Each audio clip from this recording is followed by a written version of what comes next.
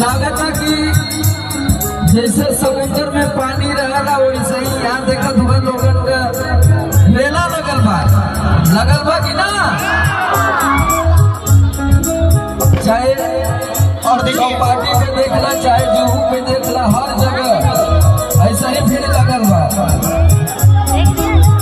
रेखा जी और फुलझड़ी जी, आप जहाँ कहीं भी हो, आप जहाँ पूजा कर रही थी वही आपकी माता जी इंतजार कर रही है, जल्द से जल्द आ जाइए।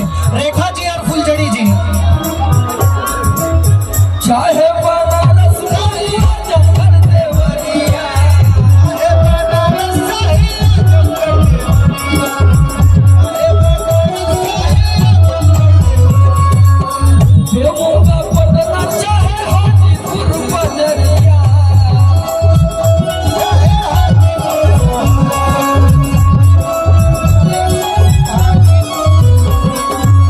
घरे घरे होगा छठ के तैयारियां। और छठ के तैयारियां। रुक भैया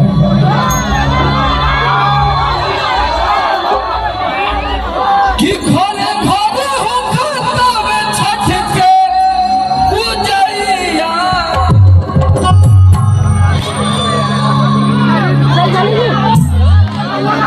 हलच केला बहगी झूमेला बिहरिया। चल भैया 2 नंबर में चले के बाद सब लोग झूम के है ना कि लचके